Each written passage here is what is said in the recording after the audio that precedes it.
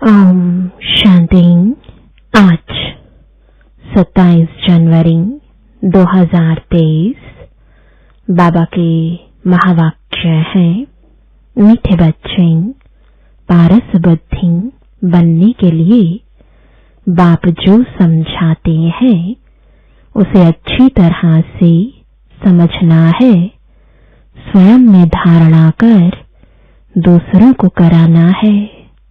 प्रश्न है, कौन सा एक राज बहुत ही गोह्य, गोपनीय और समझने का है? उत्तर है, निराकार बाप सभी का माता पिता कैसे बनते हैं, वह सृष्टि की रचना किस विधि से करते हैं, यह बहुत ही गोह्य और गोपनीय राज है। निराकार बाप माता बगैर सृष्टि तो रच नहीं सकते। कैसे वह शरीर धारण कर उसमें प्रवेश कर उनके मुख से बच्चे अडॉप्ट करते हैं, यह ब्रह्मा पिता भी है तो माता भी है।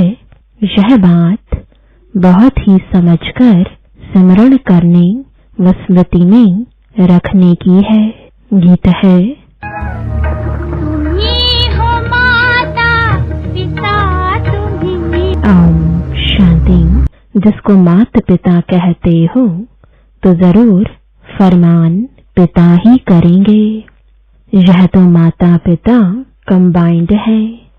यह बात मनुष्यों के लिए समझना बड़ा डिफिकल्ट है और यही मुख्य बात है समझने की। निराकार परम पिता परमात्मा जिसको पिता कहा जाता है उनको माता भी कहते, यह वंडरफुल बात है।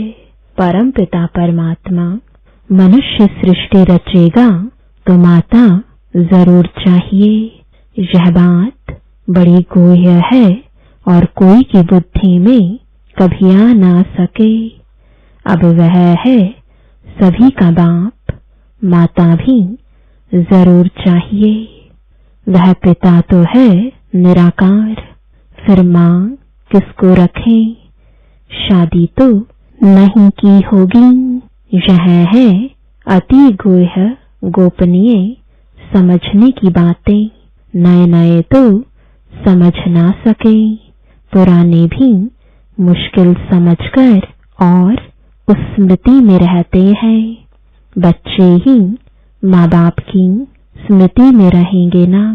भारत में लक्ष्मी नारायण को भी कह देते हैं तुम माता पिता, तो राधे कृष्ण के आगे भी जाकर कहते तुम माता पिता।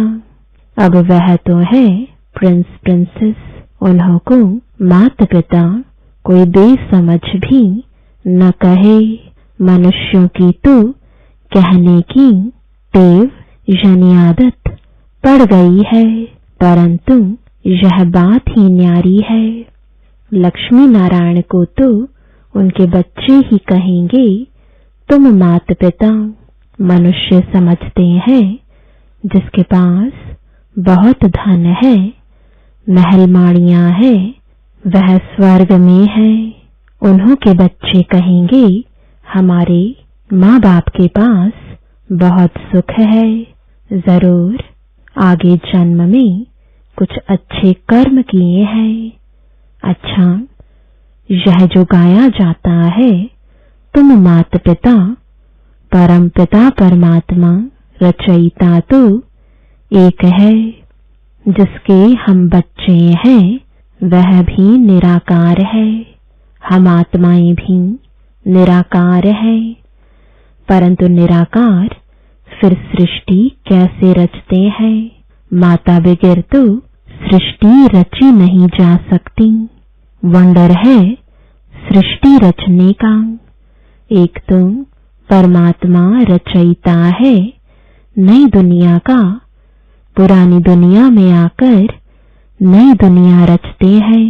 परंतु कैसे रचते हैं यह बड़ी गुह्य बात है जो निराकार को हम माता पिता कहते हैं, बाप खुद समझाते हैं, मैं बच्चों को एडॉप्ट करता हूँ। पेट से बच्चे निकलने की बात ही नहीं, इतने ढेर बच्चे पेट से कैसे निकलेंगे? तो कहते हैं, मैं इस शरीर को धारण कर इनके मुख द्वारा बच्चे एडॉप्ट करता हूँ।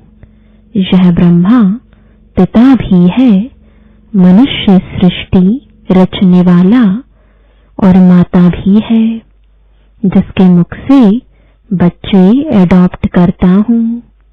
इस रीति बच्चों को एडॉप्ट करना यह सिर्फ बाप का काम है।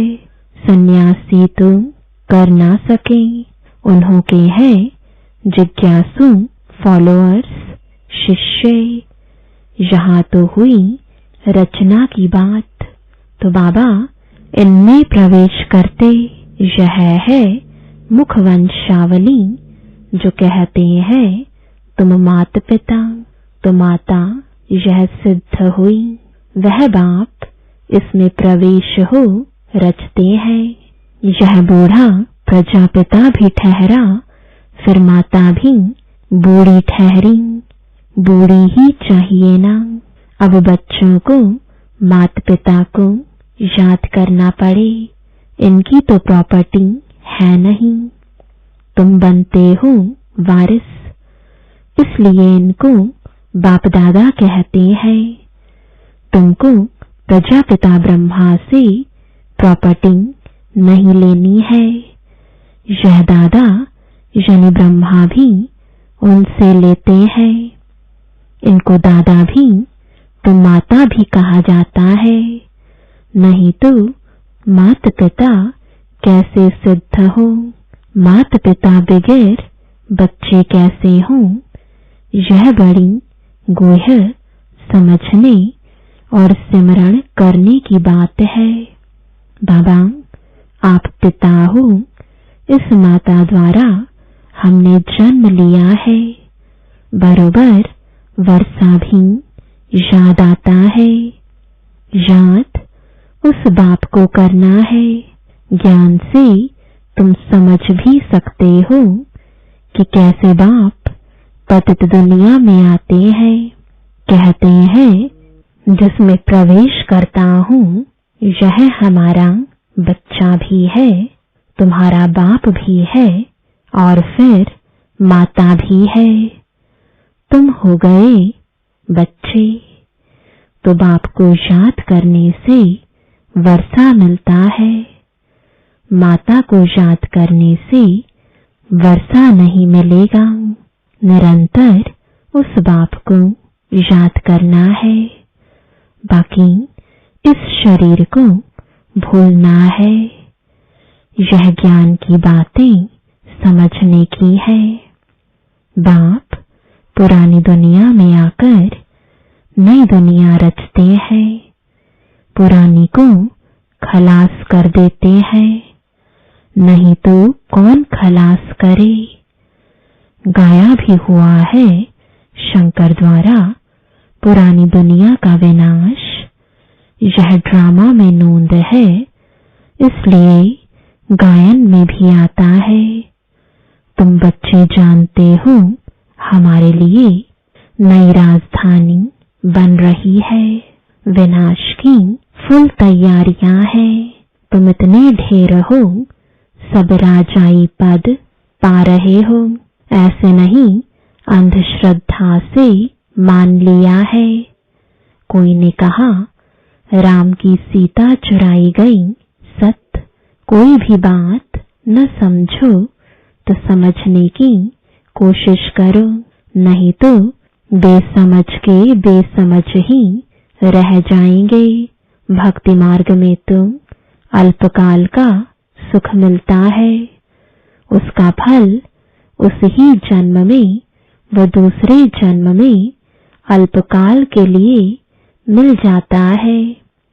तीर्थ यात्रा पर जाते हैं, कुछ समय तो पवित्र रहते हैं, पाप नहीं करते।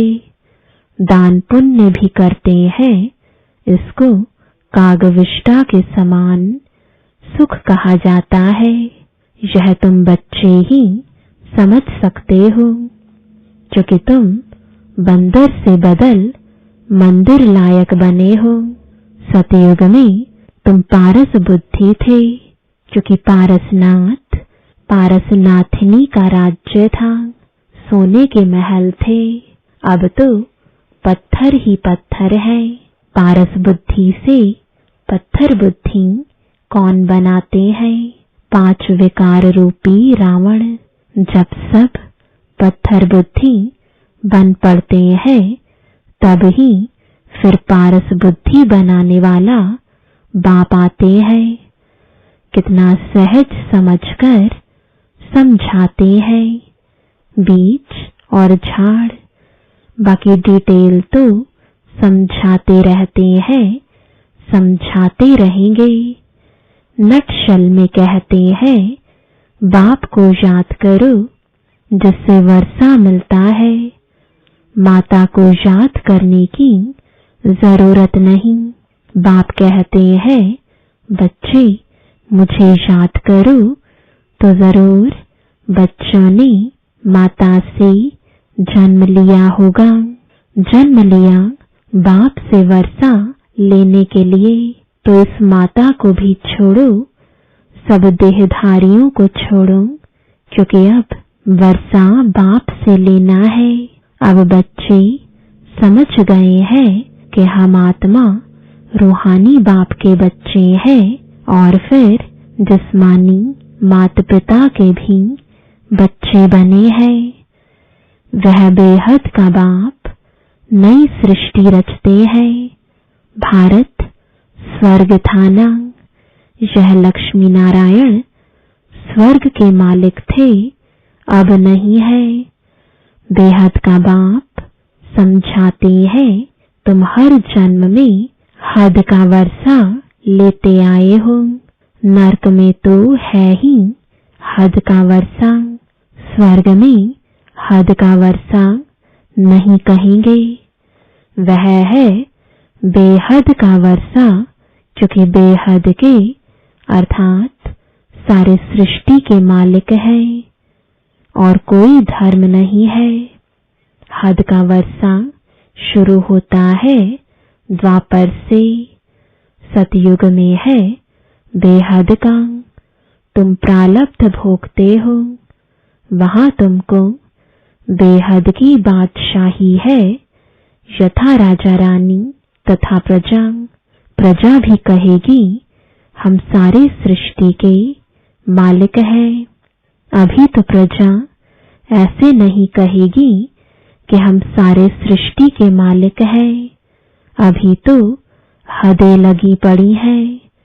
वह कहते हैं, हमारे पानी के अंदर नहीं आ सकते, यह टुकड़ा हमारा है। वहां प्रजा भी कहेगी, हम विश्व के मालिक हैं। हमारे महाराजा महारानी लक्ष्मी नारायण भी विश्व के मालिक। यह अभी हम समझते हैं कि वहां एक ही राज्य रहता है, वह है बेहद की बादशाही। भारत क्या था, किसकी बुद्धि में भी नहीं है। तुम बच्चों को अब शिक्षा मिलती है कि बेहद के बाप से वर्षा लो। हम कहते हैं तो जरूर हम ले रहे हैं। बेहद का बाप है ही स्वर्ग का रचयिता। गाया भी जाता है 21 पीढ़ी राज्य भाग्य। पीढ़ी क्यों कहते हैं? क्योंकि वहां बूढ़े होकर मरेंगे, वहां अकाले मृत्यु नहीं होगा।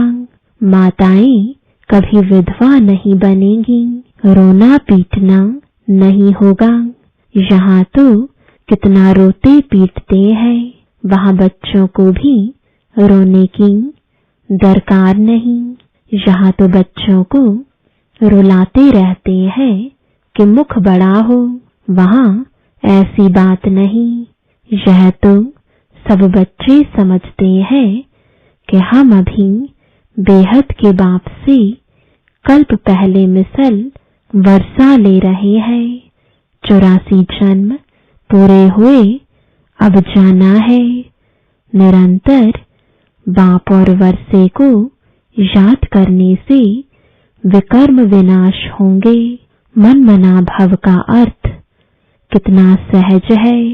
गीता भल झूठी है, परंतु उसमें कुछ न कुछ तो सच है ना। मुझ अपने बाप को याद करो। श्री कृष्ण तो ऐसे नहीं कहेंगे कि मुझे याद करो, तुमको मेरे पास आना है।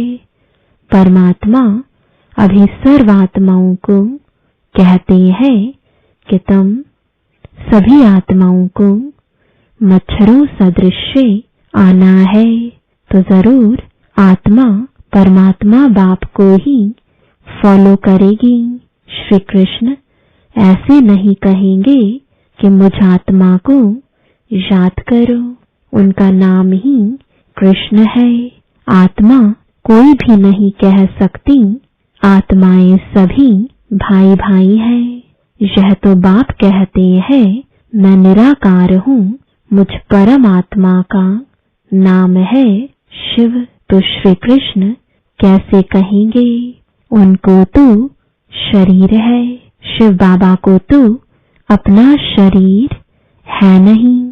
शिव बाबा कहते हैं बच्चे तुम्हें भी पहले अपना शरीर नहीं था, तुम आत्मा निराकार थी, फिर शरीर लिया है। अब तुमको ड्रामा की आदि मध्य अंत की स्मृति आई है। बाप सृष्टि कैसे, कब और क्यों रचते हैं? सृष्टि तो है ना, गायन भी है। ब्रह्मा द्वारा नई सृष्टि की रचना की, तो जरूर पुरानी सृष्टि से ही नई सृष्टि की रचना करते होंगे। कहते भी हैं मनुष्य से देवता बनाया।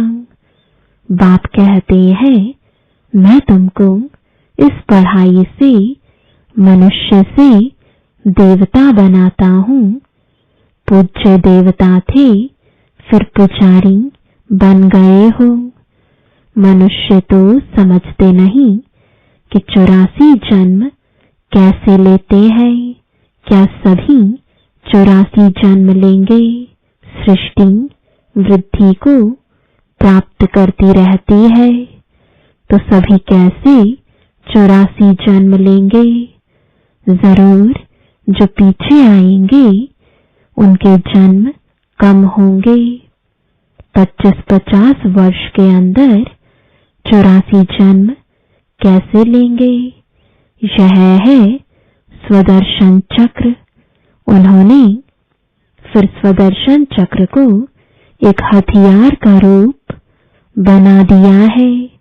अब तुम आत्माओं को यह स्मृति आई है कि हमने 84 जन्म ऐसे ऐसे भोगे। अभी चक्र पूरा होता है, फिर से ड्रामा को रिपीट करना है। पहले पहले आदि सनातन देवी देवता धर्म जरूर चाहिए, जो प्राय लोप हो गया है। मनुष्य कहते हैं हे गॉड फादर रहम करो, तो बाप कहते हैं अच्छा तुमको दुख से लिबरेट कर सुखी बनाता हूँ। बाप का काम ही है सबको सुखी बनाना, इसलिए मैं कल्प कल्प आता हूँ। आकर भारत को हीरे जैसा बनाता हूँ, बहुत सुखी बनाता हूँ। बाकी सबको मुक्ति धाम भेज देता हूँ। भक्त चाहते भी हैं भगवान से मिलने, क्योंकि सुख के लिए तो सन्यासियों ने कह दिया है कि यह कागविष्टा समान सुख है। और दूसरा फिर कहते इस ड्रामा के खेल में फिर आए ही नहीं, मोक्ष को पाले। अब मोक्ष तो मिलना नहीं है, यह है बना बनाया ड्रामा। सारी सृष्टि की हिस्ट्री ज्योग्राफी को तुम बच्चे अभी जानते हो कि यह कैसे चक्र लगाती है, जिसको ही स्वदर्शन चक्र कहा जाता है। यह जो दिखाते हैं स्वदर्शन चक्र से सभी के सिर काटे कंस वध का नाटक दिखाते हैं, ऐसे कुछ भी है नहीं। यहाँ हिंसा की बिल्कुल बात ही नहीं। यह तो पढ़ाई है, पढ़ना है, बाप से वर्षा लेना है। बाप से वर्षा लेने के लिए किसको कत्ल करते हैं क्या? वह होता है हद का वर्षा। यह है बेहद के बाप से बेहद का वर्षा लेना। गीता में लड़ाई आदि की कितनी बातें लिख दी है, वह तो कुछ भी है नहीं। पांडवों की लड़ाई वास्तव में कोई के साथ है नहीं। यह तो योग बल से बेहद के बाप से तुम बच्चे वर्षा ले रहे हो नई दुनिया के लिए। इसमें लड़ाई की कोई बात नहीं। अच्छा, मीठे मीठे सिकिलदे बच्चों प्रति माता पिता बाप दादा का याद प्यार और गुड मॉर्निंग। रूहानी बाप की रूहानी बच्चों को नमस्ते। रूहानी बच्चों की रूहानी बाप दादा को गुड मॉर्निंग और नमस्ते। धारणा के लिए मुख्य सार है, पहला, बाप से 21 पीढ़ी का वर्षा लेने के लिए निरंतर बाप और वर्षे को याद करने का पुरुषार्थ करना है। किसी भी देहधारी को याद नहीं करना है। दूसरा, बुद्धि में स्वदर्शन चक्र फिराते रहना है। हम पूज्य थे, फिर पुजारी बने, 84 जन्मों का चक्र पूरा किया, फिर से ड्रामा रिपीट होना है। हमें पुजारी से पूज्य बनना है। यह स्मृति ही स्वदर्शन चक्र है। वरदान है, समानता द्वारा समीपता की सीट ले।